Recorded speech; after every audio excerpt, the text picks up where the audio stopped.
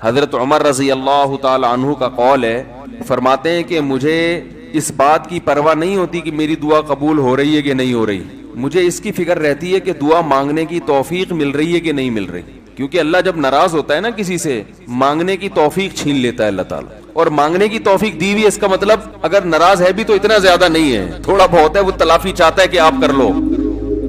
مانگنے کی توفیق ملنا اس کی علامت ہے کہ اللہ اگر ناراض بھی ہے تو بہت زیادہ نہیں روٹھا ہوا، بلکہ اس نے سوری کا آپشن دیا ہوا ہے کہ چلو مانگ کے اپنا منا لو، مجھے کسی بھی طریقے سے راضی کر لو۔ دعا کا اس قدر فائدہ ہوتا ہے انسان کو، اس قدر فائدہ ہوتا ہے، آپ مانگنا شروع کریں، زندگی چینج ہونا شروع ہو جائے گی، آپ کی زندگی میں تبدیلی آنا شروع ہو جائے گی۔ جتنا تعلق اللہ کے ساتھ دعا کے ذریعے بنتا ہے، اتنا تعلق کسی اور چیز سے نہیں بنتا۔ دیکھو کسی سے دوستی کرنا چاہتے ہو، دوستی کا سب سے بہتر طریقہ کیا ہے؟ اس سے گپ شپ شروع کر دو، یہی طریقہ ہے نا بھائی۔ آپ کا دوست کون ہے؟ وہ جس سے آپ کی گپ شپ زیادہ ہوتی ہو، اسی سے دوستی ہوگی نا۔ اب آپ بتا رہے یہ میرا جگری دوست ہے، بہت پرانا دوست ہے، میں پوچھوں گا آپ سے بھائی یہ دوستی کیسے ہوئی؟ یہ دوستی بھائی ایسے ہوئی کہ میں جس کالج میں پڑھتا تھا وہیں یہ بھی یہی پڑھتا تھا، تو کیا کرتے تھے آپس میں، کوئی بات چیت ہوتی نہیں، بات چیت تو نہیں ہوئی کبھی زندگی میں، تو پھر دوستی کیسے ہو گئی؟ پڑھتے تو بہت سارے لوگ ہیں۔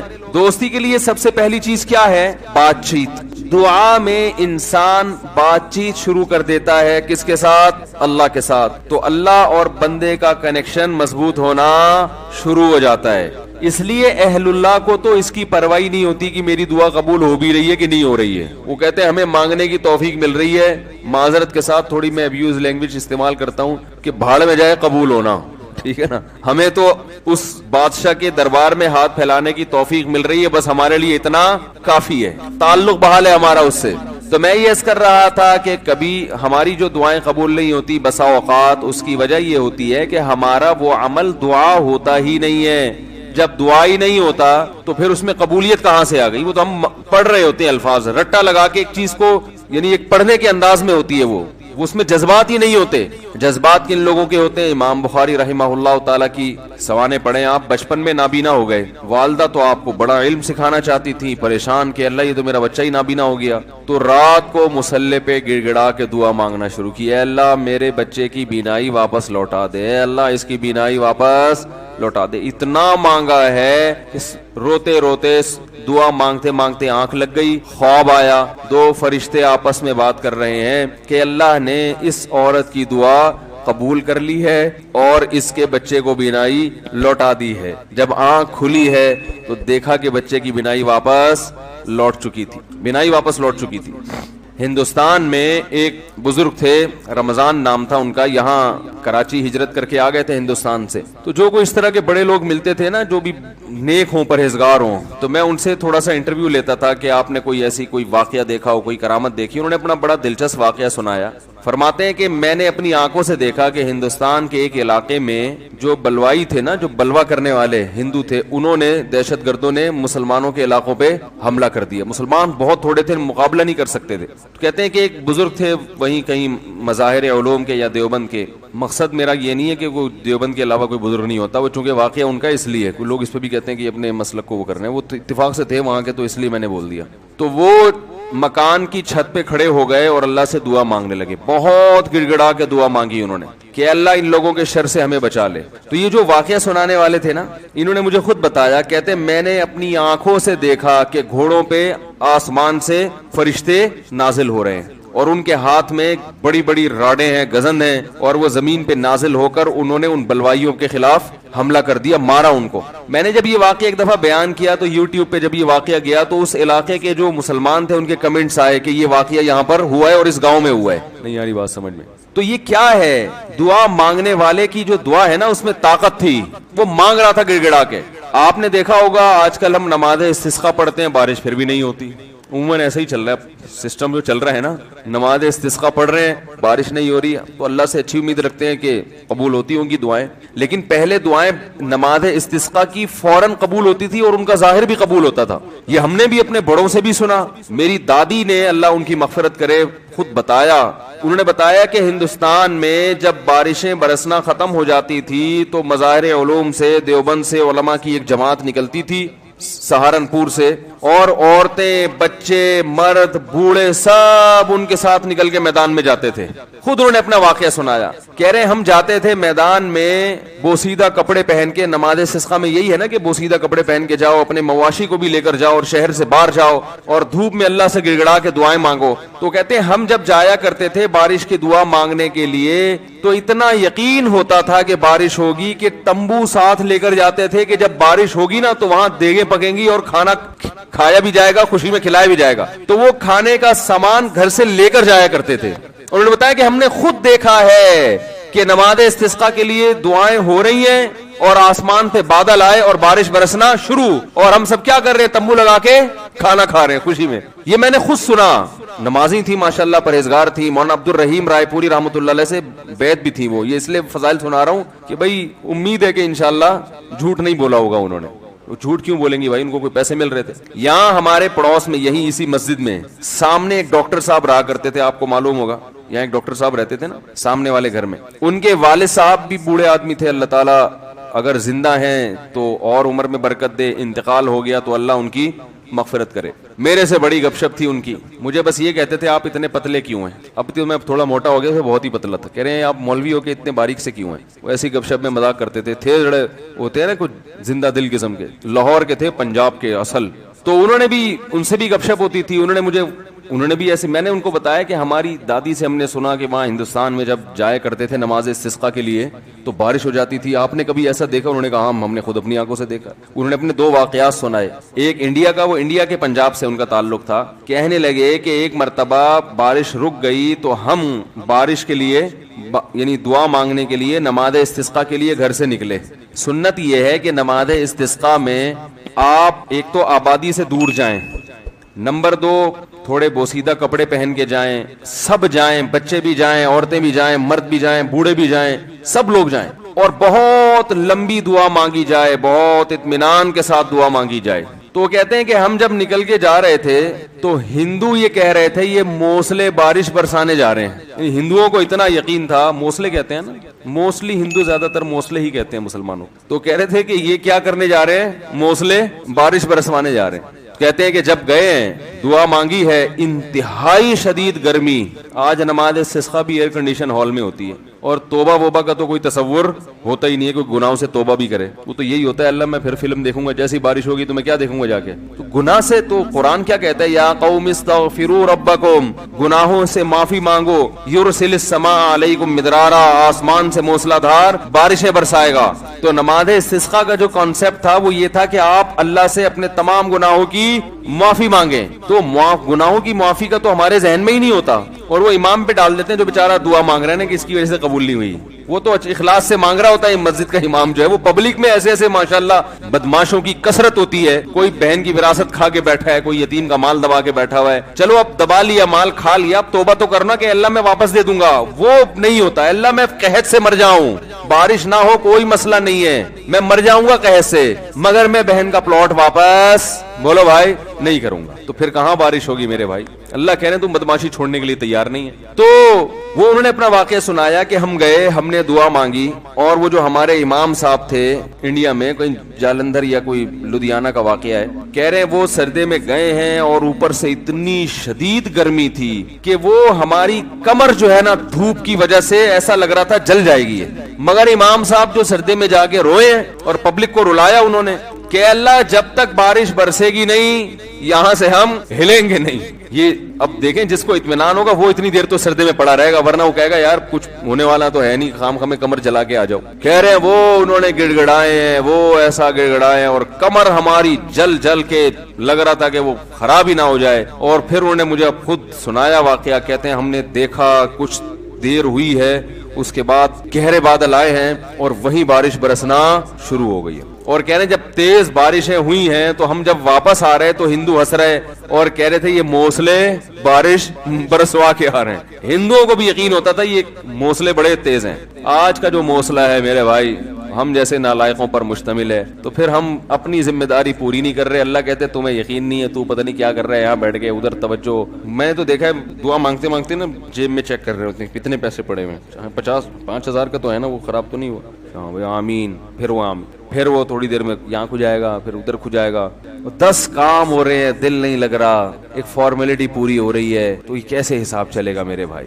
تو دعا قبول ہوتی ہے، بعض دفعہ ایسے ہوتی ہے جیسے میں نے آپ کو بتایا، اس طرح سے بھی ہوتی ہے کہ ادھر مانگی اور ادھر اللہ نے بارشیں برسانا شروع کر دی، اور بعض دفعہ دعا ایسے قبول ہوتی ہے، اچھا کچھ کر کے دعا مانگو تو زیادہ قبول ہوتی ہے، کچھ اللہ کے لیے کیا ہو نا، جیسے حدیث میں آتا ہے 3 آدمی غار میں بند ہو گئے، بڑا زبردست واقعہ ہے وہ حدیث میں، غار میں گئے تھے، اوپر سے پتھر لڑکا اور غار کا منہ بند، اب نکلنے کا راستہ ہی نہیں، اور ان کو کوئی آواز بھی نہیں باہر جا سکتی، فون وون تو ہوتا نہیں تھا پہلے، تو اب ان کو یقین ہو گیا کہ اب ہمارا انجام سوائے موت کے کچھ نہیں ہے، اس میں تڑپ تڑپ کے مرنا ہی اور کچھ نہیں ہوگا۔ تو تینوں نے کہا کہ بھائی دیکھو، اللہ کو اپنے کسی اچھے عمل کا واسطہ دے کے دعا مانگو، ہم میں سے کسی سے کوئی زندگی میں اچھی نیکی ہوئی ہو جو آپ سمجھتے ہو کہ بہت اچھی نیکی ہے، تو اس نیکی کا اللہ کو واسطہ دے کے دعا مانگی جائے۔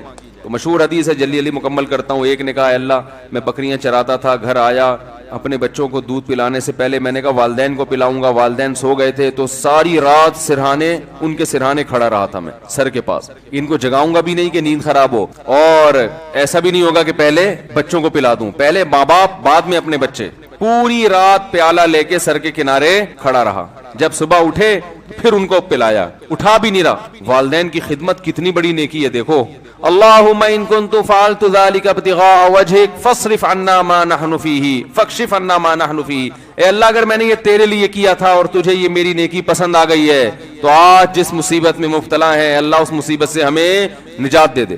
کیسی اللہ کی قدرت، وہ پتھر ہلائے اپنی جگہ سے۔ پتہ چلا میرے بھائی، ماں باپ کی خدمت بڑی بڑی چٹانوں کو اپنی جگہ سے ہلا دیتی ہے بغیر کسی وجہ کے، اتنا بڑا عمل ہے یہ۔ آج برداشت نہیں ہوتا ہے، نہ باپ کی ڈانٹ برداشت ہوتی ہے، نہ ماں کی ڈانٹ برداشت ہوتی ہے۔ دیکھو اللہ چاہتے پورا پتھر ہلا دیتے، لیکن اللہ نے کہا کہ سب کا عمل سامنے آ جائے نا، تو اللہ نے تھوڑا سا ہلایا پتھر کے، ابھی ہلکی سی ہوا آئے بس ہے بھائی، تاکہ باقی دو کی نیکیاں بھی سامنے۔ ویسے تو اللہ کو اتنا پسند آیا کہ اللہ چاہتے تو ہٹا دیتے نا پتھر۔ دوسرے نے دعا مانگی، اے اللہ میں اپنی چچا زاد بہن پہ عاشق تھا، اس سے زنا کرنا چاہتا تھا، وہ موقع نہیں دیتی تھی، بہت سخت عشق والی محبت تھی، بالآخر قحط پڑا، سب کچھ ختم ہو گیا، تو وہ میرے پاس آئی روٹی کے لیے، تو میں نے اس سے کہا ایک شرط پہ تجھے راشن دوں گا کہ تو میری حرام خواہش کو پورا کر، اور بالآخر مجھے اس پر قدرت ہوئی۔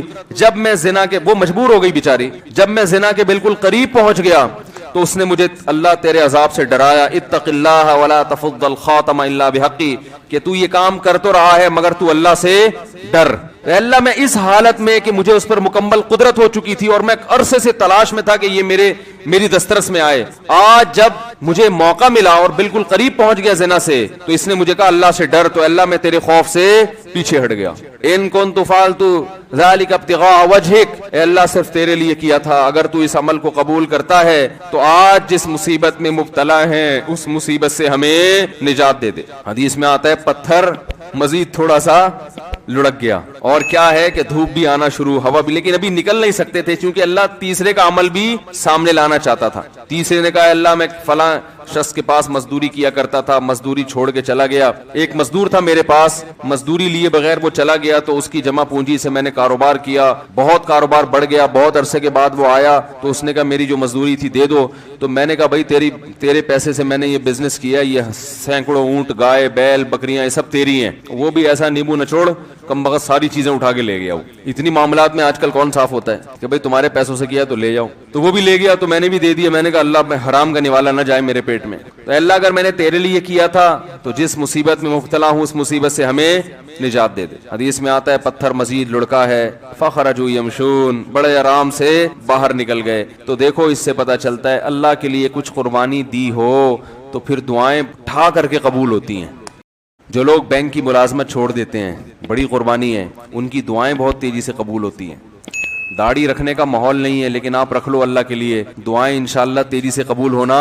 بولو نا بھائی کیا جا رہا ہے، کیوں قبول ہوتی ہے بھائی؟ سارا دن اللہ کے لیے، سارا دن اللہ کے لیے بھوک پیاس کو برداشت کیا، تو اب اللہ کہتے ہیں تو نے میرے لیے قربانی دی، اب تو مانگ جو مانگے گا میں تجھے عطا کروں گا۔ حج میں دعائیں کیوں قبول ہوتی ہیں؟ 6-7 لاکھ روپے آپ کے خرچ ہوئے، آپ اتنی دور گئے، آپ نے وہاں دھکے کھائے، تو عرفات کے دن ایسی دعائیں قبول ہوتی ہیں، حدیث میں آتا ہے شیطان خاک سر پہ ڈالتا ہے کہ آج میری پورے سال کی محنت برباد ہو گئی ہے۔ لیکن ہم نے دیکھا ہے عرفات میں بھی دعائیں نہیں مانگ رہے لوگ، وہاں بھی ایک اجتماعی دعاؤں کا ماحول بنایا ہوا ہوتا ہے, ایک آدمی بیٹھا ہوا سب آمین آمین لگا رہے ہیں. بھائی وہاں تو کم از کم کچھ جا کے کچھ الگ سے اللہ سے گڑ گڑا کے مانگ لو, دل لگاؤ اس دعا میں. دعائیں قبول ہوتی ہیں صفا و مروہ کی پہاڑیوں پر. وہاں حضرت ہاجرہ نے ایک عمل کیا تھا نا, کتنی بڑی قربانی دی تھی کہ ایک ایسی زمین نہ جہاں گھاس کا تنکا, وہاں اللہ کے لیے قربانی دے کر اپنے بچے کے ساتھ رہنا شروع کیا. اور پھر آزمائش آئی اللہ کی طرف سے, بچہ ایڑیاں رگڑ رہا ہے, پانی کا نام و نشان نہیں ہے, لیکن وہ اللہ سے شکایت نہیں کر رہی کہ اللہ تو نے تو مجھے مروا دیا, کہاں لا کے میرے شوہر نے مجھے ڈال دیا. بھاگ رہی ہیں ادھر سے ادھر, ادھر سے ادھر. کیسا اللہ کی رحمت کو جوش آیا کہ میرے لیے قربانی دی, اب میں تجھے ضائع نہیں ہونے دوں گا. ایسا چشمہ پانی کا پیدا کر دیا, ہزاروں لاکھوں کروڑوں حاجی اب تک سیراب ہوتے چلے آ رہے ہیں, وہ چشمہ ختم ہونے کا نام نہیں لے رہا. تو صفا اور مروہ کی پہاڑی پر جب آپ سعی کرتے ہیں, علماء کہتے ہیں حدیث سے بھی ثابت ہے, وہاں لمبی لمبی دعائیں مانگنی چاہیے کھڑے ہو کر, کیونکہ یہ وہ موقع ہے جہاں آپ نے تو قربانی نہیں دی لیکن اللہ کی ایک بندی نے بہت بڑی قربانی. تو دوسرے کی قربانی کو بھی انسان کیش کرا سکتا ہے. تو کچھ کرنے کے بعد جب مانگا جائے تو قبولیت کا امکان بڑھ جاتا ہے. ہم اللہ کے لیے کچھ قربانی دینے کے لیے تیار ہی نہیں ہے, کچھ کرنے کے لیے تیار ہی نہیں ہے, مانگنے کے لیے بھی تیار نہیں ہے. بلکہ اللہ نے ہمیں دعائیں بھی سکھائی ہیں, کیسی پیاری دعائیں سکھائی ہیں قرآن مجید میں اور احادیث میں. اللہم ارزقنی حبک وحب من یحبک وحب عمل یقربنی الی حبک. اور ایک اور دعا سکھائی, اللہم ارزقنی حبک اللہم ارزقنی حبک وحب من ينفعنی حبہ عندک اللہم فکما رزقتنی مما احب فاجعلہ قوتا لی فیما تحب وما زویت عنی مما احب فاجعلہ فراغا لی فیما تحب. ہم لوگ دعائیں بھی عجیب عجیب چیزوں کی مانگ رہے ہوتے ہیں. کیسے پیارے الفاظ سکھائے, اے اللہ تو مجھے اپنی محبت دے دے, میرے دل میں کیا کر دے, اپنی محبت ڈال دے. وحب من ينفعنی حبہ عندک, اور ان لوگوں کی محبت بھی یا ان چیزوں کی محبت دل میں ڈال دے کہ جن سے محبت کرنے سے تیری محبت میں مزید ترقی ہو جائے. ایسی چیزوں کی محبت دل میں ڈال دے کہ ان کی محبت کا فائدہ ہو آخرت میں اور تیری محبت میں اضافہ ہو جائے. جیسے والدین کی محبت, بیوی بچوں کی محبت, اس سے اللہ کی محبت اور بڑھتی ہے نا, تو اللہ کا حکم ہے. علماء کی محبت, نیک عمل کی محبت. اللہم فکما رزقتنی مما احب, اے اللہ تو نے جو مجھے میری محبوب چیزیں عطا کی ہیں تو فاجعلہ قوتا لی فیما تحب, تو ان کو ذریعہ اور وسیلہ بنا دے اپنی محبت میں اضافے کا. یعنی وہ مجھ سے چھیننا نہیں وہ چیزیں, بلکہ ان سے ان کا استعمال اس طرح سے ہونا شروع ہو جائے کہ وہ دین میں اور ترقی کا ذریعہ بننا. جیسے کسی کو اللہ نے مال دیا تو مال سے ہر ایک کو محبت ہوتی ہے, تو یہ مال اور آخرت میں ترقی کا ذریعہ بن جائے. وما زویت عنی مما احب, اور جو میری محبوب چیزیں تو نے مجھے نہیں دی, میں چاہتا تھا لیکن نہیں ملی, تو ان کا نہ ملنا تیری محبت میں ترقی کا ذریعہ بن جائے. کیسے عجیب الفاظ ہیں دیکھو. اور یہ کس نے بتایا, ایک امی نے جو نہ لکھنا جانتے اور نہ پڑھنا جانتے ہیں. یہی ہوتا ہے نا, کچھ چیزیں آپ کو مل جائیں گی, آپ کی پسند کی کچھ نہیں ملیں گی, تو اللہ جو پسند کی چیزیں مل گئی ہیں ان سے بھی آخرت میں ترقی ہو جائے, جو نہیں ملی ان کا نہ ملنا آخرت میں ترقی کا ذریعہ بن جائے. ہر چیز گھوم کے کہاں آ رہی ہے, اللہ کی ذات کی طرف. تو بھائی رمضان کی چند گھڑیاں باقی ہیں, کچھ وقت نکال کے اللہ سے گڑ گڑا کے. علماء کہتے ہیں روزانہ 24 گھنٹے میں ایک ٹائم ایسا ہونا چاہیے کہ جس میں آپ روز ایک وقت اللہ سے تفصیل سے گڑ گڑا کے دعا مانگ کے معمول بنائیں اپنا. بات سمجھ میں آ رہی ہے بھائی کہ نہیں آ رہی؟ روزانہ 24 گھنٹے میں کم از کم ایک وقت, وہ سب سے افضل وقت ہے رات کا آخری حصہ. اگر اس ٹائم نہ ہو سکے تو جو وقت آپ کو ملے, لیکن مانگنا ضرور ہے. اور یہ یقین کر لینا ہے کہ جس کے سامنے ہاتھ پھیلا رہے ہیں وہ محروم نہیں کرتا. نبی صلی اللہ علیہ وسلم نے فرمایا, ان اللہ لا یستحیی, اللہ تعالیٰ کو اس سے حیا آتی ہے, ان یردہما خائبین, کہ جب کوئی بندہ اس کے سامنے ہاتھ پھیلائے تو اللہ اس کو خائب و خاسر واپس لوٹائے.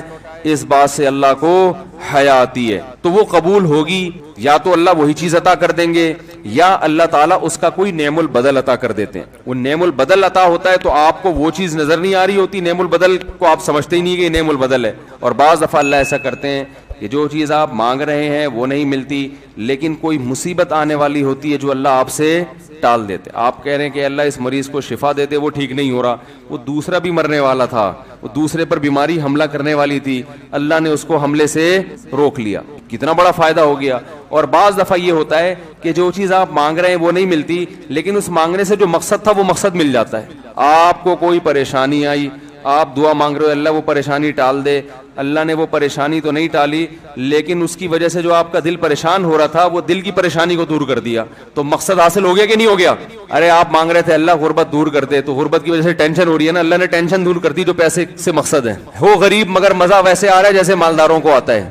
بہت مشکل ہے سمجھانا، کیا کریں یار. ہو غریب مگر اندر سے دل کیا ہو گیا؟ مالدار ہو گیا. سکون وہ ملے گا جو اللہ نے مالداروں کو بھی عطا نہیں کیا ہوگا، ویسا سکون مل جائے گا. بیماری میں دعا مانگ رہے ہو اللہ شفا دے دے، شفا تو نہیں ملی مگر اسی بیماری پر اطمینان نصیب ہو گیا جو ایک صحت مند آدمی کو ہوتا ہے، صبر نصیب ہو گیا اور کچھ نہیں. تو آخرت کے میں اللہ کے بینک میں یہ دعا کیا ہو جاتی ہے؟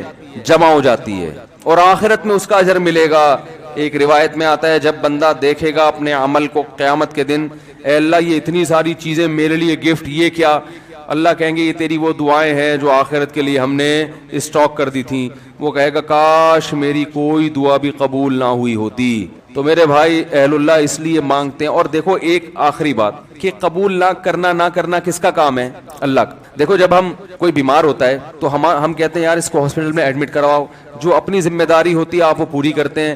اب آپ نے جب ڈاکٹروں کے حوالے کر دیا تو ایک تسلی ہو جاتی ہے نا کہ یار ہمارا جو کام تھا ہم نے کر دیا ہے، اب ہم کیا کریں، اب تو ڈاکٹروں کے حوالے ہے، یا وہ علاج کرتے ہیں تو ٹھیک ہے، نہیں کرتے تو ابھی ان کا ہیڈیک ہے، ہم کیا کر سکتے ہیں. اب تو تسلی تو ہو جاتی ہے نا. تو مسلمان جب اللہ کے دفتر میں فائل جمع کرا دے، معاملے اٹکے ہوئے آپ نے اللہ کے آفس میں فائل جمع کرا دی کہ میں نے اپنا کام کر لیا، گڑ گڑا کے دعا مانگ لی ہے، تو مسلمان کو بھی ایک تسلی ہو جاتی ہے کہ بھائی اب اللہ کے حوالے ہے، وہ قبول کر لے تو بھی ٹھیک ہے، نہیں کرے تو وہ انشاءاللہ اب فیصلہ کس کے حق میں ہوگا؟ میرے حق میں، کیونکہ اللہ تعالیٰ ضائع نہیں کرتا اپنے بند. تسلی ہو جاتی ہے کہ اب یہ دعا قبول ہو تو بھی ٹھیک ہے، قبول نہ ہو تو بھی ٹھیک ہے. تو دعا سے مسلمان کو کیا ملتا ہے؟ اطمینان ملتا ہے، سکون ملتا ہے. تو ادعوا ربکم تضرعا وخفیا، اللہ فرماتے ہیں چپکے سے مانگو اور عاجزی اور انکساری کے ساتھ مانگو. اللہ تعالیٰ سے دعا ہے کہ اللہ ہمیں دعاؤں کا مانگنے والا بنا دے. اور سب سے زیادہ پتہ ہے کیا مانگنا ہے رمضان میں؟ ہدایت کی دعا مانگنی ہے. میرے گناہ چھڑوا دے اللہ مجھ سے. لیلۃ القدر میں جو دعا ہے اللہم انک عفو تحب العفو فاعف عنا، اے اللہ معاف کر دے. تو کیا مطلب؟ کس چیز سے معاف؟ میرے گناہ معاف کر دے. تو مطلب یہ ہے کہ میں آئندہ نہیں کروں گا، معاف کر دے. ہم یہ دعا مانگ رہے ہوتے ہیں کہ اللہ کرتا تو رہوں گا میں موت تک لیکن تو معاف کر دے. تو ایسا نہیں ہوتا میرے بھائی، ایسا کریں گے تو کوئی بھی نہیں آئے گا نا. اب اللہ کی طرف کون آئے گا پھر جب اسی طرح بدماشی میں ہی اللہ خوش ہے؟ تو نہیں خوش ہوتا اللہ تعالیٰ ایسے. تو اللہ سے توبہ کی توفیق مانگی جائے. اللہ میں ان گناہوں کے دلدل میں پھنس چکا ہوں، تو مجھے اس دلدل سے نکال لے. تو یہ بھی زیادہ مانگنی چاہیے دعا.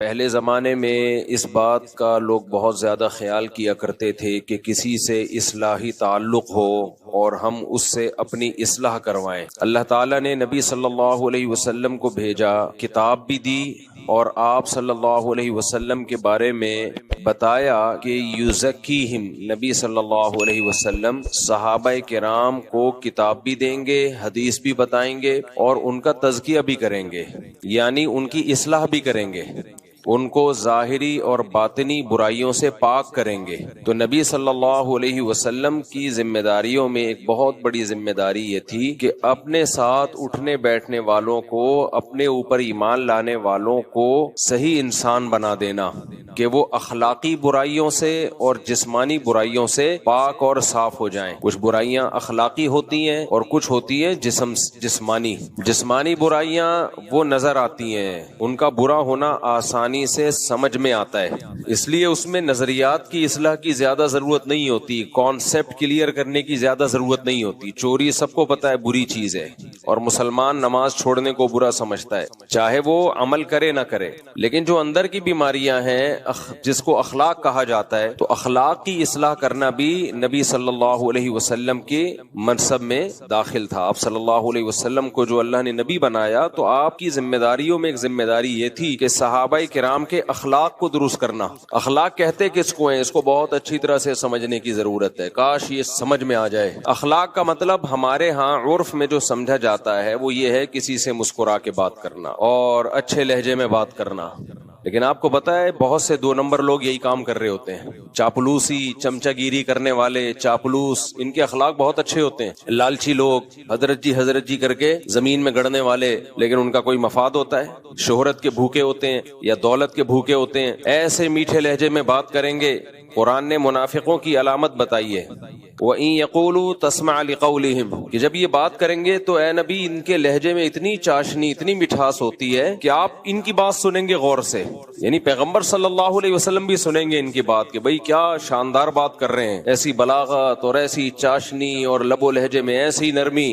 وَإِذَا رَأَيْتَهُمْ تُعْجِبُكَ أَجْسَامُهُمْ، ان کے جو کھڑے ہونے کا اسٹائل ہے، بات چیت کا اسٹائل ہے، وہ انداز پسند آئے گا آپ کو، ایسے پرسنالٹی، سفید پگڑی، چہرے پہ نور، لگ رہا ہے کہ کوئی حج حضرت جی نے چھوڑا نہیں ہے۔ تو یہ بھی ایک اخلاق، تو خوب اچھی طرح سمجھ لیں، اخلاق کا مطلب صرف یہ نہیں ہوتا کہ لوگوں سے مسکرا کے بات کی جائے، یہ بھی اخلاق کا ایک مظہر ہے، با اخلاق لوگوں کی ایک ظاہری علامت ہے، لیکن اخلاق اس کو نہیں کہتے۔ اخلاق کسے کہتے ہیں؟ عربی میں یہ جو اخلاق کا لفظ ہے یہ جمع ہے خلق کی۔ کس کی جمع ہے یہ؟ خلق۔ خلق کہتے ہیں طبیعت کو، نیچر کو، جس پہ انسان کو ڈھالا جائے۔ گاڑی زبان استعمال کر رہا ہوں، تھوڑی آسانی سے سمجھاؤں گا۔ دیکھو، جس سانچے میں کسی چیز کو ڈالا جائے، لیکوڈ چیز کو، وہ اسی سانچے کے حساب سے ڈھل جاتی ہے۔ کیا خیال ہے؟ ادھر توجہ کدھر؟ میری طرف۔ آپ اگر پانی جو لیکوڈ ہی ہوتا ہے، آپ اس کو جگ میں ڈالو اور جما دو تو وہ جگ بن کے نکل آئے گا۔ کیا خیال ہے؟ آئس کیوب میں ہم برف ڈالتے ہیں، برف کے ٹکڑے اسی سائز کے بن جاتے ہیں جس سائز کے وہ آئس کیوب کے کھانے ہیں۔ تو جس سانچے میں آپ لیکوڈ چیز کو ڈالو گے، جس سانچے میں ڈھالو گے، وہ وہی چیز بن کے نکلے گی۔ تو انسانوں کے بھی سانچے ہوتے ہیں، جسمانی سانچے بھی ہوتے ہیں اور روحانی سانچے بھی ہوتے ہیں۔ جسمانی سانچا کیا ہے؟ وہ ڈی این اے ہے جو اللہ نے پانی میں بنا دیا۔ جب وہ پانی ماں کے رحم میں جاتا ہے تو اس پانی کے قطرے میں اللہ نے یہ لکھ دیا ہوتا ہے، یہ سانچا بنا ہوا ہے کہ اس کی آنکھ کس کلر کی ہوگی، اس کی پلکیں چھوٹی ہوں گی کہ لمبی ہوں گی، اس کے ناخن کیسے ہوں گے، اس کے بال کیسے ہوں گے، اس کا چہرہ کیسے ہوگا، اس کی ناک، اس کے کان، اس کا قد بڑا ہوگا یا چھوٹا ہوگا، یہ موٹا ہوگا یا دبلا ہوگا۔ بچہ اسی حساب سے بنتا ہے جو ڈیزائن اللہ نے اس پانی میں بنا دیا۔ کسی کے ڈیزائننگ میں یہ ہوتا ہے بلیک کلر کا ہوگا، اتنا بلیک ہوگا اندھیرے میں نظر ہی نہیں آئے گا۔ کسی کی ڈیزائننگ میں یہ ڈال دیا ہوتا ہے انتہائی وائٹ، ایسا وائٹ ہوگا کہ روشنی میں نظر نہیں آئے گا۔ تو یہ ایک ظاہری سانچا ہے جس میں اللہ انسان کو ڈھال دیتے ہیں، اس کو بھی خلق کہا جائے گا۔ تخلیق، خلق پیدا کرنے کو کہتے ہیں نا، اردو میں یہ لفظ سنا ہوگا بھائی، اردو میں خالق کسے کہتے ہیں؟ پیدا کرنے والا۔ تو خلق یہ خلق سے نکلا ہے، خلق جس سانچے میں پیدا کیا گیا، آپ کو ڈھالا گیا، اور اسی خلق کی جمع اخلاق آتی ہے۔ تو ایک جسمانی سانچا ہوتا ہے، آپ کا ایک ظاہری اسٹرکچر ہوتا ہے، اور ایک آپ کا ایک باطنی اسٹرکچر ہوتا ہے۔ یہ جو باطنی اسٹرکچر ہے نا، کہ آپ کی عادات کیا ہوں گی، آپ کی طبیعت کیا ہوگی، لالچی ہوگے یا سخی ہوگے، بہادر ہوگے یا بزدل ہوگے، بے وفا ہوگے یا وفادار، مطلب پرست ہوگے یا شکر گزار ہوگے، شہرت کے بھوکے ہوگے، دولت کے بھوکے ہوگے یا استغنا کے ساتھ زندگی گزارو گے، فسادی ہوگے یا مصلح ہوگے۔ کچھ لوگ اصلاح کرتے ہیں لیکن مقصد اصلاح نہیں ہوتا، فساد ڈالنا ہوتا ہے۔ تو یہ ساری چیزیں یہ انسان کے باطنی اخلاق ہیں، ناشکرا، شکر گزار۔ تو یہ جو باطنی اخلاق ہیں، ان پہ جس طبیعت پہ انسان ڈھلتا ہے نا، ہر انسان کی ایک الگ نیچر ہوتی ہے، اس ڈھلی ہوئی طبیعت کو کیا کہا جاتا ہے؟ اخلاق۔ سمجھ رہے ہو کہ نہیں سمجھ رہے؟ اس ڈھلی ہوئی طبیعت کو کیا کہا جاتا ہے؟ اخلاق، خلق کی جمع۔ قرآن کہتا ہے انکا لعلی خلق عظیم، اے نبی آپ کو بہترین خلق پر پیدا کیا گیا ہے، آپ اس بہترین اخلاق پر ہیں۔ تو ظاہر ہے نبی صلی اللہ علیہ وسلم جب بہترین اخلاق پر تھے تو آپ کی صحبت جنہوں نے اٹھائی اور آپ سے جنہوں نے سیکھا، ان کے اخلاق بھی بہترین۔ پھر جنہوں نے صحابہ سے سیکھا، تربیت لی، تزکیہ کروایا، ان کے اخلاق بھی بہترین. یہ سلسلہ سینہ بسینہ آج تک چلا آ رہا ہے اور قیامت تک چلے گا. تو یہ صحبت کے بغیر، با اخلاق لوگوں کی صحبت کے بغیر اس چیز کا حاصل کرنا مشکل نہیں بلکہ بہت مشکل ہے. اب وہ اخلاق ہیں کیا جس سے ہم نے اپنے آپ کو آراستہ کرنا ہے، جس کو کہتے ہیں نا با اخلاق آدمی ہے. ہم تو با اخلاق کا مطلب وہی لیتے ہیں، ہر وقت بتی سیدھی کھاتا رہے، مسکراتا رہے، غصہ ہی نہ آئے کبھی کسی بات پہ، اس کو تھینک یو کہتا رہے، ہر ایک سے جھک کے ملتا رہے. ٹھیک ہے، یہ بھی اچھی بات ہے، لیکن شریعت میں اخلاق کا یہ تصور بولو نہیں.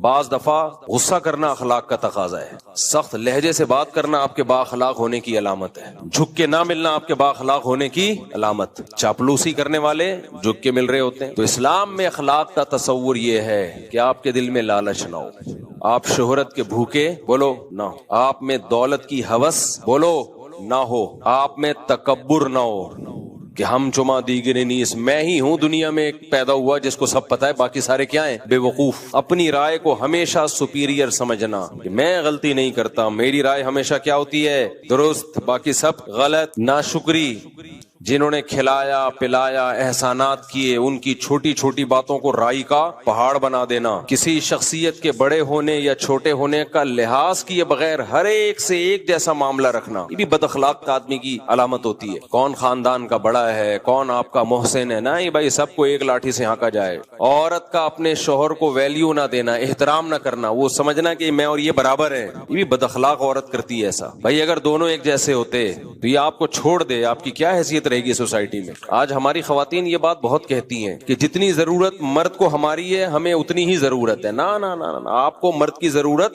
زیادہ ہے. اللہ نہ کرے وہ آپ کو چھوڑ دے، منہ کالا کرنے کے لیے اس کے پاس عورتیں بہت ہیں. یہ تو شریعت کا پابند ہے کہ اس نے شریعت نے حلال پر کی باؤنڈری کھینچ دی ہے، ورنہ انگریز تو شادی وادی تھوڑی کرتا ہے، وہ اس کو پتا ہے عذاب جان ہے بھائی بیوی بنانا. نائٹ کلبوں میں روزانہ منہ کالا کرے گا، لیکن اسلام نے مرد کو پابند کیا کہ وفا کرو، اس کے علاوہ کسی اور عورت کی طرف مت جاؤ اور ساری زندگی اس کا نان نفقہ اٹھاؤ. کتنی بھاری بھرکم قیمت دیتا ہے ہماری سوسائٹی کا مرد عورت کے لیے، مگر میڈیا اس کو بد اخلاق بنا رہا ہے اور مرد کے مقابلے میں لا کے کھڑا کر رہا ہے. کھلے دلوا کے نا، کھلا لے لو اور تم انڈیپینڈنٹ زندگی گزارو، تمہیں کسی کی ضرورت نہیں ہے. اسلام نے کیا کہا؟ بھئی یہ تمہارا محسن ہے، اس کی کڑوی کسیلی برداشت کر لو. لو كنت آمر احدا ان يسجد لاحد لامرت النساء ان يسجدن لازواجهن. سجدے کا حکم ہوتا تو عورت کو حکم دیتا شوہر کے سامنے سجدہ کرے.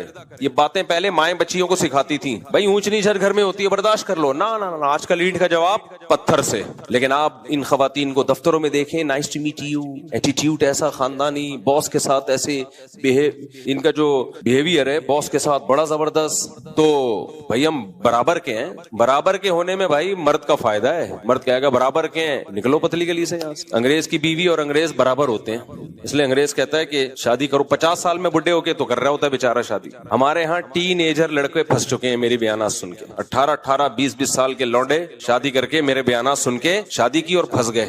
کیوں پھنس گئے؟ ادھر ادھر منہ نہیں مار سکتے، وہ رات کو جلدی گھر پر آئیں گے، سارا نان نفقہ اس کا اٹھائیں گے. وہ یہ تو عیاشی کی عمر تھی ان کی، لیکن انہوں نے اپنے آپ کو باؤنڈ کر لیا ایک عورت کی وفا کے لیے. تو پھر اسلام عورت کو بھی کچھ احکام دیتا ہے. یہ تمہارے سر کا تاج ہے تو اس کو عزت دو، اس کو رسپیکٹ دو. یہ تمہارا بوائے فرینڈ نہیں ہے، یہ گھر کا سربراہ ہے. تو اخلاق کے ہمارے ہاں معیار ہی چینج ہو چکے ہیں. ہم گوروں سے اخلاق سیکھ رہے ہیں. کس سے اخلاق سیکھ رہے ہیں آج کل؟ گوروں سے. تو حسد نہ ہو آپ میں، جیلسی نہ ہو، استغنا ہو، دوسروں کے ٹکڑوں پہ نظر نہ ہو. استغنا اور تکبر یہ دو دیکھنے میں ایک جیسی چیزیں ہیں، لیکن ان میں زمین اور آسمان کا فرق. تکبر کسے کہتے ہیں؟ دوسرے کو نیچا سمجھنا. اور استغنا کسے کہتے ہیں؟ اپنے آپ کو مخلوق کا محتاج نہ سمجھنا. دیکھنے میں دونوں ایک جیسے ہیں. مثال کے طور پر آپ غریب ہیں، مسکین ہیں، کھانے کو روٹی نہیں ہے، آپ کی خودداری یہ کہتی ہے میں کسی کے سامنے ہاتھ نہ پھیلاؤں، میں کسی کے سامنے ہاتھ نہ پھیلاؤں. یہ کیا ہے؟ یہ تکبر ہے یا استغنا ہے؟ بولو نا. یہ استغنا ہے. یہ بری چیز ہے یا اچھی چیز ہے؟ اچھی چیز ہے، یہ پسندیدہ ہے. اس کو خودداری کہتے ہیں، عربی میں استغنا کہتے ہیں. عفت اور پاک دامنی بھی کہتے ہیں کہ اپنے دامن کو داغدار ہونے سے بچا رہا ہے. لیکن یہی معاملہ اگر باپ کے کے ساتھ ہو, آپ کو روٹی نہیں مل رہی, باپ نے کہا چل یہ لے پیسے لے, 2 روٹی جا کے لے آ. آپ کہہ رہے ہو ہم کسی کے ٹکڑوں پہ پلنے والے, بولو نہیں ہے. وہی ماں کہہ رہی ہے یہ لے پیسے لے, کچھ کھا لے جا کے, ہم کسی کے محتاج نہیں ہیں, انڈیپینڈنٹ ہیں ہم, کسی کے ٹکڑوں پہ نہیں پلتے. اب یہ استغنا ہے, تکبر ہے, یہ تکبر ہے. اس کو کہا جائے گا, غیرت لیس آدمی. گالی کو انگلش میں کر لو نا تو مہذب ہو جاتی. غیرت لیس آدمی, تو ساری زندگی باپ کے ٹکڑوں پہ ہی پلا ہے. ساری زندگی کس کے ٹکڑوں پہ پلا ہے؟ باپ اور ماں کے ٹکڑوں پہ پلا ہے. تو آج سینہ چوڑا کر کے کہہ رہے ہیں ہم کسی کے محتاج نہیں ہے. تو محتاج ہے باپ کا بھی اور ماں کا بھی. یہ استغنا کسی اور کے سامنے جا کے دکھایا کر, کسی اور کے سامنے جا کے دکھایا کر. آج ہماری جو ینگ جنریشن ہے اس کو استغنا اور تکبر, ان دونوں میں فرق ہی ختم ہوتا چلا جا رہا ہے. بڑوں کے سامنے جھکا جاتا ہے بھائی, اپنے جیسوں کے سامنے انسان اپنی ٹانگ اونچی رکھتا ہے, خودداری ہے. آج کل خواتین بھی اس طرح کے تانے دیتی ہیں شوہر کو, 10 سال اس کی آمدن سے کھا پی کے اس کو نچوڑ دیا,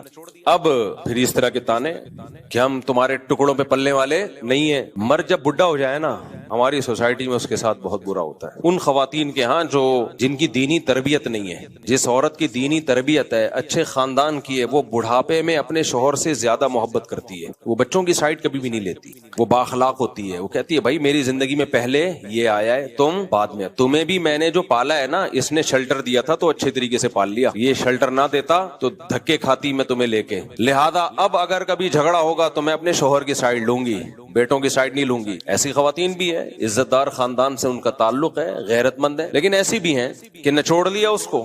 اب بیٹوں اور بیٹیوں کے ساتھ مل کے اس بڈھے کی ایسی کی تیسی کی, وہ بیچارہ سسک کے مر رہا ہے کیونکہ اب وہ کمانے کے قابل بولو نہیں رہا, نچوڑ لیا. اب یہی کہ تمہارے باپ نے مجھے دیا کیا ہے, ساری زندگی ستایا ہے اس نے, ساری زندگی ستایا ہے. تو جب ستانا شروع کیا تھا اس وقت علیحدگی لے لیتی, مجبور تھی میں, ایکچولی مجبور تھی. بچے لے کے کہاں جاتی؟ اس کا مطلب آپ کو اس کی ضرورت تھی نا, آپ کو پتا تھا بچے لے کے کدھر دھکے کھاؤں گی میں, تو اس نے شیلٹر دے دیا نا, تو بڑی بنیادی ضرورت آپ کی پوری کر دی نا. تو جو بہت بڑا فیور آپ نے اس سے لینا تھا وہ فیور لے لیا. اتنا بڑا فیور آپ نے اس سے لے لیا کہ زندگی آپ نے ایک شیلٹر میں ایک بچوں کو پال لیا, بچوں کے باپ کی موجودگی میں. تو اب تو اس کے بھائی اگر کچھ ظلم زیادتی ہوئی تھی, اس کا مطلب اس کے ظلم کا لیول کم تھا, اس کے احسانات کا پلڑا بھاری تھا. تو جب اس وقت برداشت کر لیا اس لیے کہ ضرورت تھی, اب اس کو ضرورت ہے برداشت کر لو. نہ جب ہمیں ضرورت تھی تو برداشت کریں گے, بڈھے کو ضرورت ہے تو برداشت نہیں کریں گے.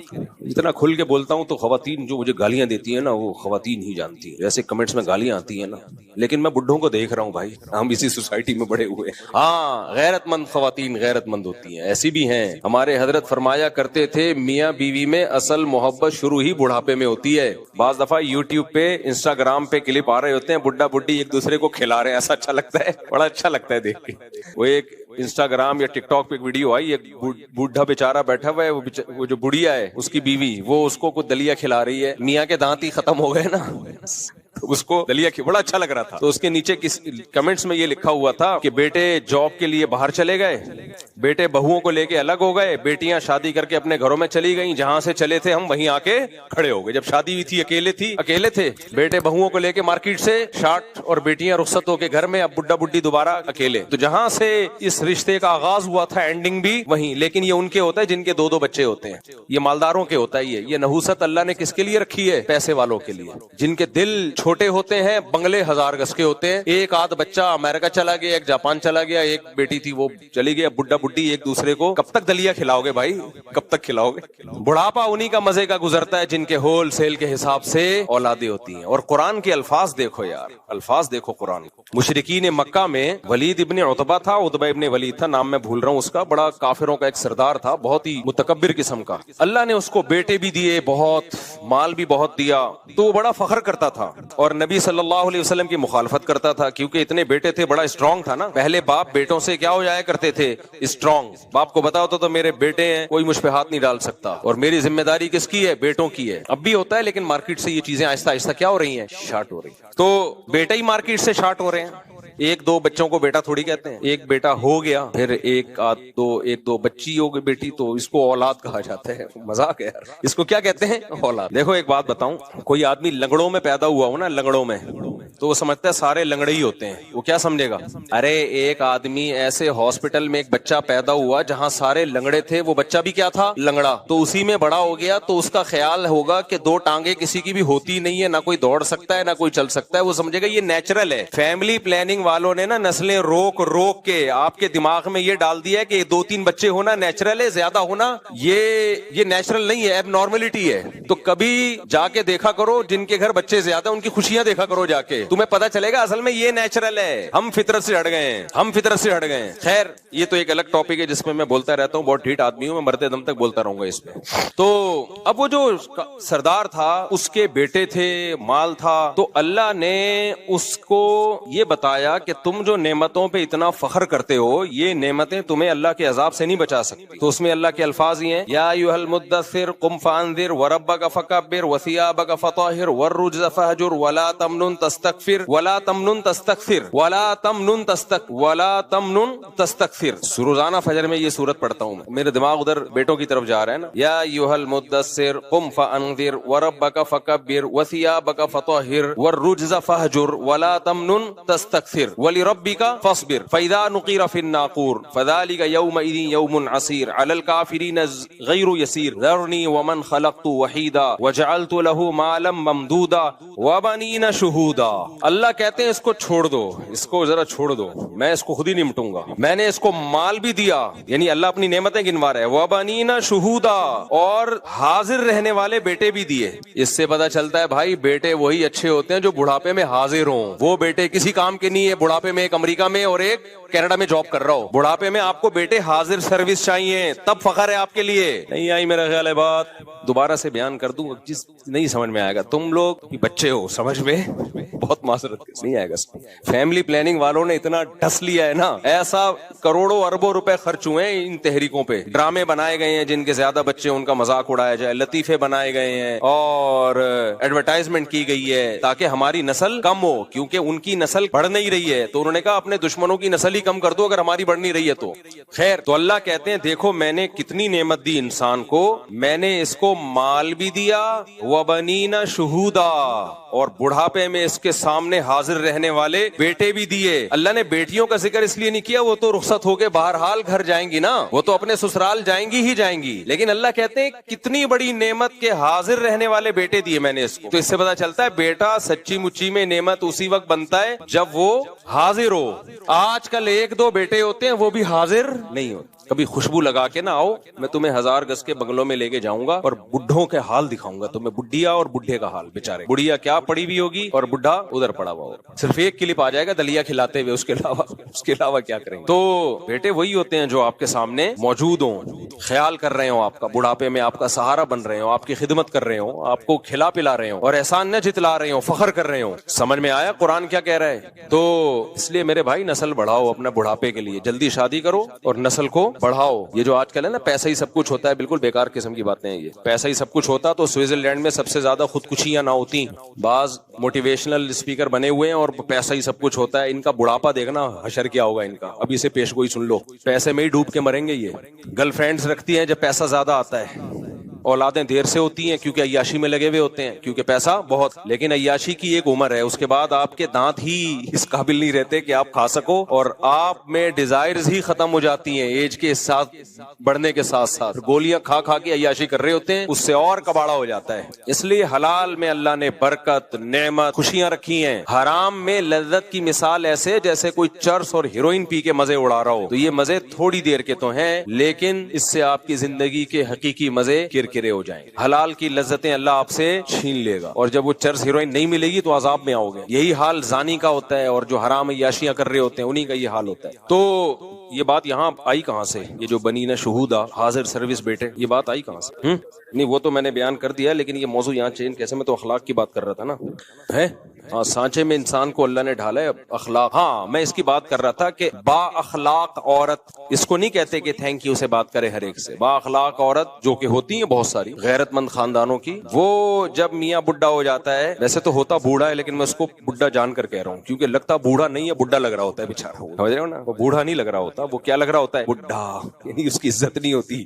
تو غیرت مند عورت کیا کرتی ہے, بڑھاپے میں اپنے بچوں کے ساتھ مل کے اپنے ہسبینڈ کو ستاتی نہیں ہے, ہسبینڈ کو ستاتی نہیں. ایک صاحب یو کے سے آئے میرے پاس, پرانا قصہ ہو گیا, کسی کو پتہ نہیں چلے گا, نہ ان کو پتہ چلے گا, ان کی بات ہو رہی ہے. کہتے ہیں لندن کے مزے مفتی صاحب صرف ظاہری ہیں. کہتے ہیں ہم اپنے بچوں کو لندن لے گئے تھے کہ ہم ان کو وہاں اچھا پڑھائیں گے, وہاں گٹر نظر ہی نہیں آتے, ڈھکن کی بات تو ہمیں تو گٹر نظر آتے ہیں تو پھر ہم دیکھتے ہیں ڈھکن ہے یا نہیں ہے, وہاں تو انڈر لائن گٹر ہے, پتہ ہی نہیں چلتا گٹر ہے کہاں, اس لیے اس میں گر کے مرنے کا سوال ہی پیدا نہیں ہوتا. تو سڑکیں اور زبردست انوائرمنٹ, یہ خود اپنی کارگزاری مجھے سنا رہے ہیں, وہ کہہ رہے ہیں میں یہاں اپنے بچوں کو اچھا پال سکتا تھا. میں نے کہا اچھا نہیں, بہت اچھا, بچوں کو پالنے کے لیے کہاں لے کے جاؤ, لندن. بیوی کو بھی بچوں کو بھی کتنا خرچہ کیا کہ اس ماحول میں اپنی وائف کو اور بچوں کو پالوں گا تاکہ لگے کوئی پڑھے لکھے لوگ. بیچارے ادھر ہی آئے تھے جب میں نے مرغیاں نہیں رکھی ہوئی تھی یہاں پہ. ہماری جو ہسٹری ہے نا وہ مرغیوں سے اٹیچ ہے. یہ اس دور کی بات ہے جب یہاں مرغیاں ہوا کرتی تھی. یہ ایک درد دل ہے. لوگ اپنے بتاتے ہیں نا عید سے پہلے کی بات ہے یا شادی سے پہلے کی بات ہے یا فلاں واقعہ, تو میری نظر میں ایک عظیم واقعہ تھا جب یہ یہاں مرغیاں, تو اب میں لوگوں کو ہسٹری ایسی بتا رہا ہوتا ہوں, یہ مرغیوں سے پہلے کا واقعہ ہے, یہ مرغیوں کے بعد کا واقعہ ہے. تو یہ اس دور کی بات ہے جب یہاں مرغیاں ہوا کرتی تھیں. تو وہ آئے مجھے کہنے لگے مفتی صاحب اتنا خرچ کیا میں نے بیوی پہ, بچوں پہ, اور وہاں لے جا کے ان کو سیٹل کیا, لیکن وہ ذرا ضرورت سے زیادہ ماڈرن ہو گئے. اور اب میں جب ریٹائر ہوا ہوں تو میری 2% کی حیثیت میرے گھر میں بولو نہیں, کیونکہ تربیت تو ہے نہیں. انگریز تو یہ سکھاتا ہے کہ اگر آئس کریم بچے نے ماں سے منگوائی اور ماں نے نہیں دی تو پولیس بلا کے کمپلین کرو. جو انگریز بچوں کی یہ تربیت کر رہا ہو, جب بچے ماں کے محتاج ہیں اس وقت یہ سکھا رہا ہو, تو جب ماں کے محتاج نہیں ہوں گے اس وقت کیا سکھا رہا ہوگا. کافر میں خوب سمجھ لو, کافر میں کوئی خیر نہیں ہے, خوب سمجھ لو. خیر کا منبع سرچشمہ صرف اسلام ہے. چند ظاہری رویوں کو انہوں نے اخلاق کا نام دے دیا ہے, کوئی اخلاق نہیں ہے. یہ مینرز تو ہر ایک میں پیدا کیے جا سکتے ہیں ایزیلی, تھوڑی سی ٹریننگ دو, تھینک یو آ جائے گا زبان پہ. قربانی دینا دوسروں کے لیے, مال اور جان قربان کرنا اپنی ماں کے لیے, اپنے باپ کے لیے, اپنے رشتوں کے لیے, یہ اس سوسائٹی کو اس کی ہوا بھی نہیں لگی ہے. ہم تو یہاں جانتے ہیں 10 سال سے باپ کو لکوائے اولاد خدمت کر رہی ہے. قوم میں گیا ہوا ہے باپ, 10 سال سے اس کے پیمپر بھی چینج ہو رہے ہیں, کبھی پیشانی پہ اولاد کے لکیریں نہیں آتی. ہمارے ایک دوست ہے, ان کے گھر میں گیا, 8-9 سال ہو گئے تھے ان کے باپ کو قومے میں, اور وہ بندہ کوئٹہ کے تھے, وہ جاننے والے, روزانہ والد کے پیمپر چینج ہو رہے ہیں, روزانہ ان کو نہلایا جا رہا ہے, ان کے خیال کیا جا رہا ہے. بیگم بھی بیٹے بھی, نہ بیگم کی پیشانی پہ لکیریں نہ اولاد کی پیشانی پہ لکیریں. یہ وہ ہیں جن لڑکیوں نے نہ کالج میں پڑھا, نہ یونیورسٹی میں پڑھا, نہ ڈاکٹر بنی, نہ انجینئر بنی, اور نہ کوئی بہت ہی کوئی ان کو انگریزوں کی موٹیویشنل اسپیکر کو سن کے انہوں نے مینرز سیکھے. سمجھ رہے ہیں نا, کوئی ورک شاپ نہیں لی جہاں ان کو مینرز سکھائے جا رہے ہوں, گاؤں دیہاتوں کی سیدھی سادھی. لیکن اپنی ماں کو خدمت کرتے ہوئے دیکھا کہ میری ماں نے میرے باپ کی کیسے خدمت کی ہے, تو آج وہ اپنے شوہر کی ویسے ہی خدمت کر رہی ہیں. کوئی بات نہیں بھائی, اس نے ہمیں گھر دیا, اس نے ہمیں ٹھکانہ دیا, اب یہ میرا میاں اگر قومے میں چلا گیا ہے. اور مرد بھی ایسے ہی کرتے تھے, ایسے بھی لوگ ہم نے دیکھے ہیں, بیوی کو فالج ہوا ہوا ہے 6-6 سال 7-7 سال سے, شوہر کی پیشانی پہ لکیر نہیں آتی. انگریزوں میں یہ سب چیزیں کیا ہیں, ختم. بیوی کو فالج ہوگا, جمع کرا دے گا وہ, چل بھائی جا بھائی لے کے جا یار, میرے کسی کام کے لیے. ویسے آپ سے ملے گا, nice to meet you, how are you, fine, thank you. ہم لوگ ملتے ہیں, گالیوں سے شروع کرتے ہیں, گالیوں پہ ختم کرتے ہیں,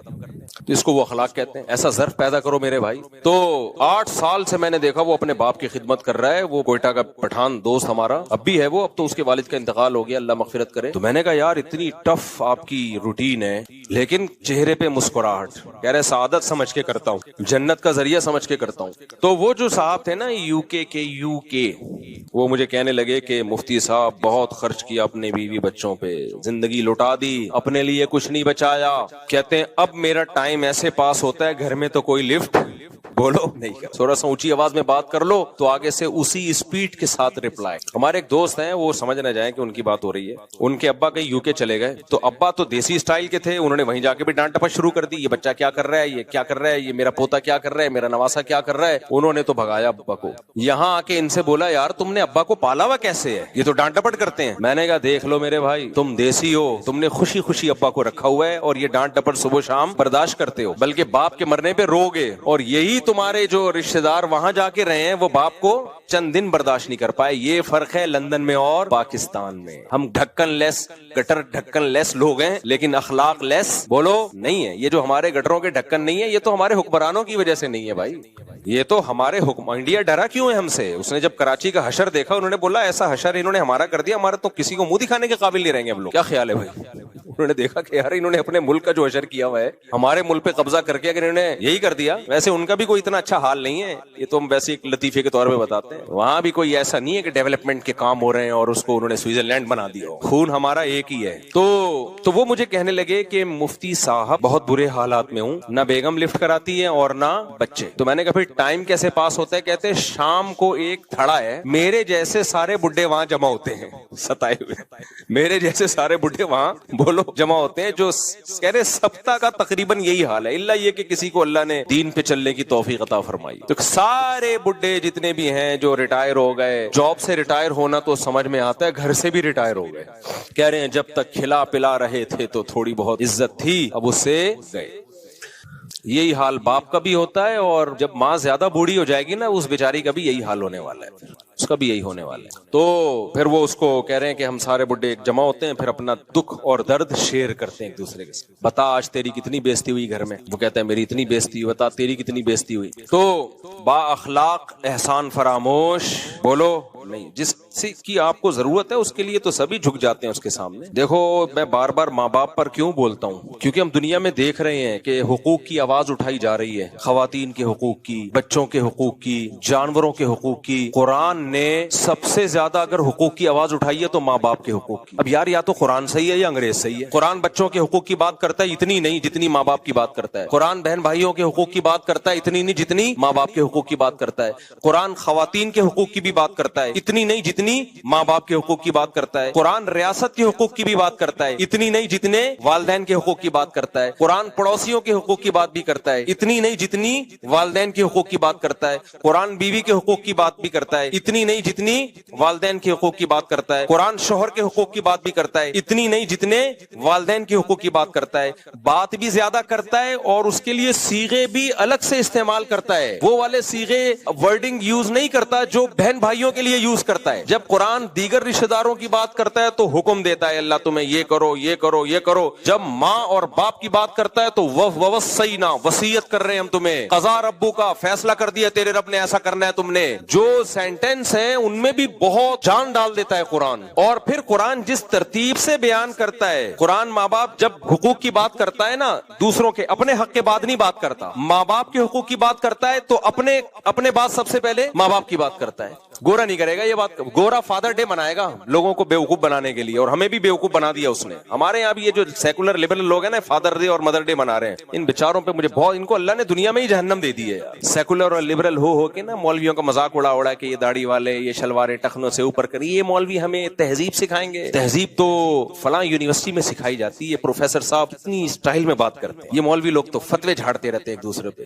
آنے دو بڑھاپا ابھی عیاشی ختم ہوگی تمہاری, پھر جا کے دیکھا کرو مولویوں کے گھروں میں کیا ہو رہا ہے اور تمہارے گھروں میں کیا ہو رہا ہے. وہ ہے نا بھی لندن میں کیس آیا, آئس کریم ماں نے منگوائی, بی بی سی کی رپورٹ ہے نا, بی بی سی کی ہے نا. بچے نے آئس کریم منگوائی, ماں نے نہیں دی, بچے نے پولیس کو بلایا. اب ماں کو اندر تو نہیں کیا پولیس نے, لیکن آ گئی پولیس, تنبیہ کر کے چلی گئی ہے. اس میں بات کروں گا انشاءاللہ سوال جواب کے سیشن میں, کیونکہ ہمارا سیکولر لبرل طبقہ بہت اپریشیٹ کر رہا ہے کہ قانون اس کو بولتے ہیں بھائی. ایک بچہ بھی جب چاہے پولیس کو بلائے تو بلا سکتا ہے, یہ ہوتی ہے قانون کی مضبوطی. اور ہمارے ہاں ڈاکو گھر میں گھسے ہوئے آپ پولیس کو بلاؤ تو پولیس نہیں آتی. بھائی قانون کا مضبوط ہونا الگ بات ہے, مضبوط یا کمزور ہونا, درست اور صحیح ہونا الگ بات ہے. اس کو دیکھ رہا ہے ہمارا سیکولر طبقہ قانون مضبوط ہے, یہ نہیں دیکھ رہا کہ صحیح بھی ہے کہ نہیں ہے. غلط قانون اگر مضبوط ہو اس کے سائیڈ افیکٹ بہت خطرناک ہوتے ہیں. ایسا قانون مضبوط نہ ہوتا زیادہ اچھا تھا. ہمارے یہاں بھی ہوتا ہے بعض دفعہ بچہ پولیس کو بلاتا ہے, پولیس کہتی ہے کس نے تھپڑ لگایا, باپ نے لگایا. پولیس کہتی ہے ہم تو روزانہ اپنے بیٹے کو ایک دو چماٹ تو گریبی میں مار رہے ہوتے ہیں. تو قانون مضبوط نہیں ہے لیکن ہے بہرحال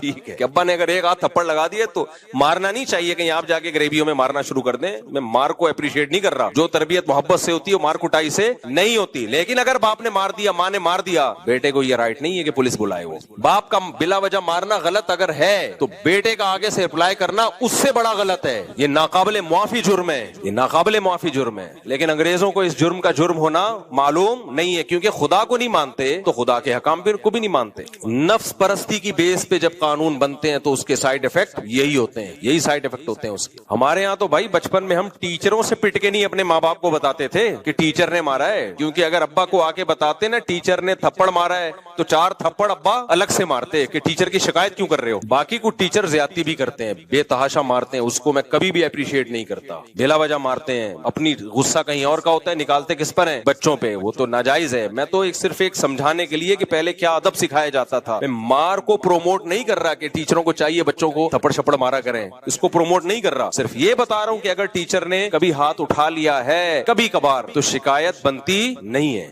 ایسے چھوئی موئی نسلیں وجود میں آ رہی ہیں، ماں باپ ڈر رہے ہوتے ہیں اپنی اولاد سے، الٹا سیٹ اپ، یہ جو حدیث میں آتا ہے نا انتلد الامۃ ربتہا، قرب قیامت میں باندی اپنے آقا کو جنے گی، عورت جس بچے کو پیدا کرے گی وہ بچہ عورت کا باپ بن کے حکومت کرے گا اپنی ماں پہ۔ وہ آج نظر آ رہا ہے، باپ بیٹوں کو نہیں جن رہا، باپ اپنے باپ کو جن رہے ہیں، کیونکہ ماں باپ آج کل ایسا بچوں کے سامنے ان کے مزاج کا خیال کر رہے ہوتے ہیں کہ کہیں ہمارا بیٹا یا بیٹی اس کی صنف نازک پہ گرا نہ گزرے، کہیں ہم نے یہ بات کہہ دی پورا ناپ تول کے، ایسا نہ ہو کہ بچے کو برا لگ جائے، اتنا اس میں ایسا احتیاط سے کام لیتے ہیں کوئی ذرا سا کچھ اونچ نیچ نہ ہو جائے۔ ابے بھائی یہ باپ ہے، میں اکثر ایک واقعہ سناتا ہوں نا، پرانا ہو گیا پتہ نہیں چلے گا، میں واقعات جب سناتا ہوں جب وہ ایکسپائر ہو چکے ہوتے ہیں، مرغیوں سے پہلے کے واقعات ہیں سارے، یہ سارے واقعات مرغیوں سے پہلے کے ہیں، جب میری یہ مرغیاں ہوا کرتی تھی۔ دعا کرو کمیٹی والے مجھے دوبارہ اجازت دے دیں مرغیاں پالنے۔ اچھا خیر، پالی بھی ہیں دوسری جگہ پر لیکن وہ دور ہے، تو خیر تو وہ واقعی بھول گیا مرغیوں سے پہلے کا۔ ہاں، ایک صاحب آئے اپنے بیٹے کو لے کے، بڑے ایجوکیٹڈ فیملی، بڑے پڑھے لکھے خاندانی قسم کے،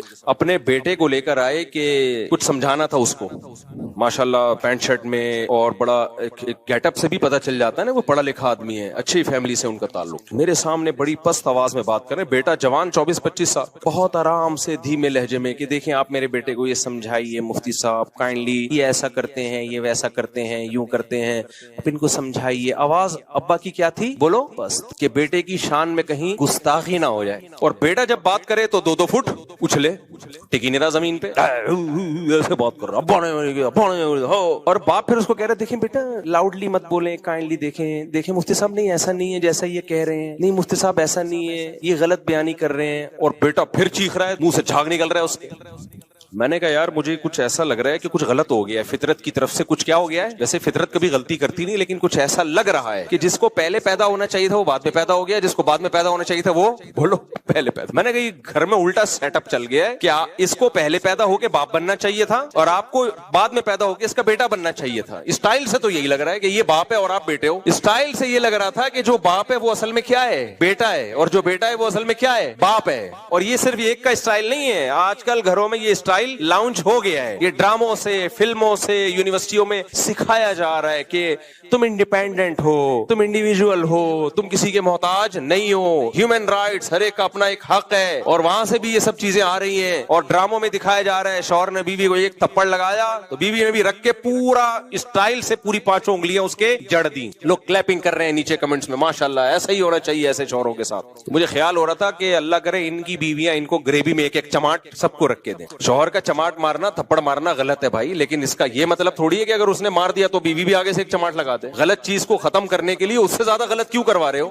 تو اس لیے کہتے ہیں اخلاق۔ اب سمجھ میں آ رہا ہے اخلاق کسے کہتے ہیں؟ وہ ٹوپی ڈرامے والے اخلاق کی بات نہیں کر رہا جو جاپانیوں میں ہیں، کنگ چاؤں کنگ پاؤں، وہ سب کے وہ کوئی مشکل کام نہیں ہے۔ وہ والے اخلاق سیکھنے ایئر ہوسٹس کی جاب کر لو، 1 مہینے میں آ جائیں گے وہ اخلاق۔ آپ 1 مہینہ لگے گا ٹریننگ میں، ایئر ہوسٹس کو 1 مہینے میں سکھا دیا جاتا ہے تمیز سے بات کرنی ہے، بدتمیزی بولو نہیں کرنی، لیکن اس سے وہ ماں باپ کو پالنا نہیں سیکھتی، وہ شوہر کے ساتھ حسن سلوک نہیں سیکھتی۔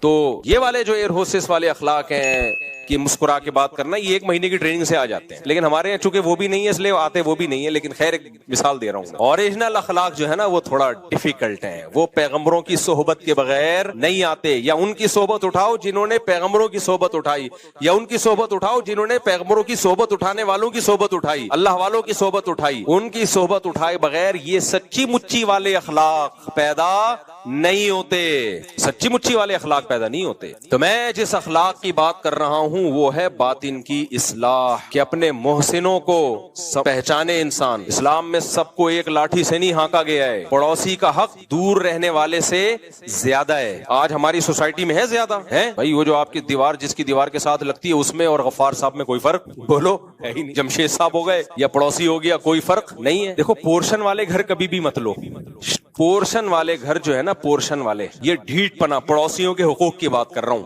پورشن والے گھر میں سب ایک دوسرے کے پڑوسی ہوتے ہیں نا. کیا خیال ہے؟ اپارٹمنٹ بنا دیے نا 4-6 گھر آپ نے لے لیے، گئے آپ، ایسا بیڑا غرق ہوگا نا آپ کا. ایک اتنا پانی استعمال کرے گا، موٹر خراب ہوگی تو اس کے پیسے نہیں دے گا، وہ کہے گا تم نے خراب کی ہے. مجھے گھر مل رہا تھا کہ پورشن، میں نے کہا نہیں لوں گا بھائی، جھگی میں رہ لے انسان، اپنی ہو وہ زیادہ بہتر ہے چند لوگوں کے ساتھ مل کے رہنا. خیال ہی نہیں ہے ایک دوسرے کا. ٹینکی مشترک ہے تو ایک تو پانی پورا نہ چھوڑ رہا ہے، موٹر خراب ہو رہی ہے تو کوئی پیسے نہیں دے رہا. 4 پورشن ہوں گے، ہر ایک نے چھوٹی چھوٹی اپنی الگ الگ موٹریں لگائی ہوئی ہیں، لگانے کی جگہ ہے نہیں اتنی. آپ داخل ہو ایسا لگتا ہے کوئی فیکٹری ہے، ہر طرف موٹریں ہی موٹریں. پڑوسیوں کے حقوق کہاں گئے میرے بھائی؟ ایک صاحب جاننے والے، انہوں نے مجھے اپنے اوپر پورشن میں بلایا، ان کا پھڈا چل رہا ہے تو پھڈا ختم کرنے کے لیے انہوں نے الگ اپنی ٹینکی لگا لی. اب دماغ دیکھیں، مائنڈ دیکھیں پڑوسیوں کا. الگ ٹینکی لگائی تاکہ مشترکہ ٹینکی سے پانی آئے نہیں اور جھگڑا ہمیشہ کے لیے ختم. اب جب الگ ٹینکی لگائی ہے، لگانی تو اوپر ہی تھی نا، تو اوپر پورشن والے نے چھپڑ میں الگ سے ایک وال اپنے گھر کے لیے بھی نکال لیا. ماشاءاللہ مائنڈ دیکھیں. اب وہ پریشان کہ یار ہم جب ٹینکی بھرتے ہیں تھوڑی دیر میں پانی ختم. اتفاق سے میں کسی کام سے ان کے اوپر پورشن چلا گیا نا، تو میں نے دیکھا، میں نے کہا تو چھپڑ میں ایک الگ سے وال نکلا ہوا ہے. اور جنہوں نے وال نکالا جیسے میں کہہ رہے ہیں مفتی صاحب ہم تو آپ کے روز بیان سنتے ہیں ماشاءاللہ، نائس ٹو میٹ یو، بیٹھیے. روز بیان سن کے بھی حال ہے تمہارا یار، نہیں سنتے تو کیا حال ہوتا. ایک طرف حدیث میں آتا ہے جس نے 1 درہم چوری کیا نا 700 نمازیں اس کی ضائع ہو جاتی ہیں. اور یہاں پانی چوری کر رہے ہو یار صبح شام کسی اور، وہ بیچارہ اپنے خرچے پہ ٹینکر لا کے، پانی تو گورنمنٹ دیتی نہیں ہمیں. انڈیا پانی بند کرے نہ کرے اس سے ہماری صحت پہ کوئی فرق نہیں پڑتا، کیونکہ انڈیا نے جب بند نہیں کیا تھا تو بھی ہمیں پانی نہیں مل رہا تھا، جب بند کر دیا تو بھی نہیں مل رہا. ہم تو ٹینکر پہ چل رہے ہیں، ٹینکر پہ چل رہے ہیں بھائی. تو یہ آخری سہارا ہے ہمارا ٹینکر. یہ بھی گیا، گئے ہم. پھر بارشوں پہ سیٹ ہو جائیں گے ہم، خود ڈیم بنا کے نا رکھیں گے، بارش کا پانی ہوا اسٹور کیا اس کو. سائنسدانوں کو چاہیے پہلی فرصت میں ہائیڈروجن ڈائی آکسائڈ بنانے کا کی کوئی مشین ایجاد کر لیں. یہ کہ ہوا میں ہائیڈروجن اور آکسیجن تو ہوتی ہے، ہم خود بنا لیا کریں گے. 2 ہائیڈروجن کے 1 آکسیجن کو لے کے مکس کر کے. ہمیں حکومت کے پہ ڈیپینڈ کرنے سے نکالو. سولر پلیٹیں تو آ گئی نا، اللہ کا شکر ہے، بجلی میں لوگ اب انڈیپینڈنٹ ہونا شروع ہو گئے ہیں. ایسا ہی کوئی سائنسدانوں کو چاہیے پہلی فرصت میں کوئی مشین بنائے جس سے پانی بنا سکے ہم لوگ. تو میرے بھائی یہ بھی اخلاق ہیں. اسلام نے پڑوسی کا حق دوسروں سے زیادہ بتایا ہے، زیادہ بتایا. لیکن خاندانی لوگ بھی الحمدللہ. ہمارے ایک دوست تھے، کنواں کھودا انہوں نے اپنے لیے. کہہ رہے میں نے پہلے سے نیت کر لی کہ جب کنواں بھر جائے گا، ہم ٹینکی، میٹھا پانی تھا ان کے یہاں، جب میری ٹینکی بھر جائے گی کنویں کے پانی سے تو جتنا بچا ہوا پانی ہے سارا اڑوس پڑوس میں جو پڑوسی ہے جو قریب کا، اس کا حق زیادہ ہے نا، تو سب سے پہلے اس کو، پھر اس کے بعد والے کو، پھر اس کے بعد والے کو. اچھا اس علاقے میں پانی بہت کم تھا، اللہ کی قدرت، نیت اچھی تھی نا تو پانی بے تحاشا دے دیا اللہ نے. پہلے سے نیت اچھی تھی. کہہ رہے میں اپنی ٹینکی بھر لیتا ہوں، اس کے بعد پورا محلہ اس کنویں سے فائدہ اٹھاتا ہے، سب آگے بھر کے جا رہے ہیں. میں نے کہا تمہاری نیت اچھی تھی تو اللہ نے برکت دی ہے. صحیح حدیث ہے، نبی صلی اللہ علیہ وسلم نے فرمایا کہ ایک شخص نے بادلوں میں آواز سنی کہ جا فلاں کی زمین پہ جا کے برس، اے بادل جا فلاں کی زمین پہ جا کے برس. کہہ رہے میں حیران ہوا کون غیبی آواز لگا رہا ہے بھائی، بادل کو فلاں کی زمین پہ برسایا جا رہا ہے. تو اس نے اس زمین والے سے پوچھا کہ بھائی تو کون سا ایسا عمل کر رہا ہے کہ بادل کو اسپیشل آرڈر دیا جا رہا ہے کہ تیری زمین پہ جا کے برس. کہہ رہے جو پیداوار ہوتی ہے 1/3 اس میں سے اللہ کی راہ میں صدقہ کرتا ہوں. نبی صلی اللہ علیہ وسلم نے فرمایا، دیکھو نبی کی باتوں پر ایمان ہونا ایمان سے بڑی کوئی نعمت نہیں ہے. تو ان باتوں کو سننے میں مزہ بہت آتا ہے، یہ بے ایمان لوگوں کے لیے نہیں ہے. مزہ کس بات کا آتا ہے کہ ہمارا رب اور ہمارا مذہب کتنا اچھا ہے، ہمیں خرچ کرنے کی ترغیبیں دینے کے لیے کتنی پاورفل موٹیویشن ہے، کتنی پاورفل حوصلہ افزائی ہے. نبی نے فرمایا کہ روزانہ 2 فرشتے صبح کے وقت میں یہ ندا لگاتے ہیں، دعا کرتے ہیں. صبح جیسے ہی ہوتی ہے نا، جس علاقے میں صبح ہوگی 2 فرشتے یہ دعا مانگتے ہیں، اے اللہ جو آج کے دن خرچ کرے گا نا مخلوق پہ اس کے مال کو بڑھا دے، اور جو ہاتھ روکے گا اس کے مال کو ضائع کر دے.